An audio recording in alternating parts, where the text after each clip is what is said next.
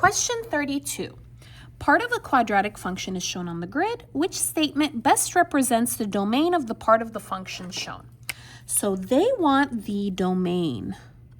But in this video, I'm going to show you how to get both because you'd never know what they're going to ask you to get for the test, right? So let's go ahead and write down domain. And we will also go ahead and do range. All right. Domain is X, you're going to put that in the middle. Range is Y, you're going to put that in the middle. And around it, you're going to put less, less, less, less. All right. And you're going to go small to big. X is left and right. Which side is small? Small is left. You're going to start with left. And then right is big. Then you're going to go to the right. Okay. Y is up, down. You're going to do small to big. Which side is small? Up or down? Down is small. And then up is big. All right, so now what you're going to do is you're going to look at the arrow that they have here. Okay, let's take a look at that arrow. Okay, this arrow is diagonal. What does that mean? Diagonal means it's two directions, okay? So this arrow looks like it's up, but it's not perfectly up, right? It's up and a little to the left. So it's up and left. So what you're going to do is you're going to go ahead and erase the left and the up. So I'm going to go ahead and erase the left with the sign, right, with the less than, and the up. Okay, now why are we erasing? We're erasing because there is no limit, there's no stopping on the left or the up. There is no number that I can write down to stop it there.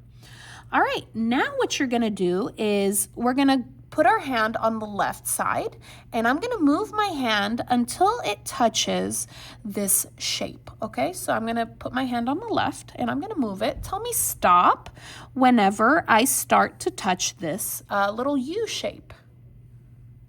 Okay, stop. Looks like I'm touching it right there. What number is that on the X? Okay, it looks like I'm touching it on 5, okay? 5. Right here. And there is color in that circle, so I'm going to go ahead and do a line. And that would be my domain. You can go ahead and put it in braces. Okay, next I'm going to put my hand down, and I'm going to move it until I touch that U shape. Not until the little circle, until I touch the U shape. Okay, here we go. Okay, there we go. I'm touching it. And what number am I touching it on? It looks like I'm touching it on 1. And basically, yes, I am going to put a line. So let me explain why I'm going to put a line. So a line means that something exists there on that 1, and there is something that exists there, right? There's a line and points that exist right there. So you're going to go ahead and put a line. Now, I can't keep it like this. I need to switch it. I need to put Y in the beginning, right? Letter is always first. So you're going to go ahead and switch it. You're going to put Y and then 1. And if you switch the letter and the number, the sign also has to switch. So it now becomes greater than or equal to. And there it is.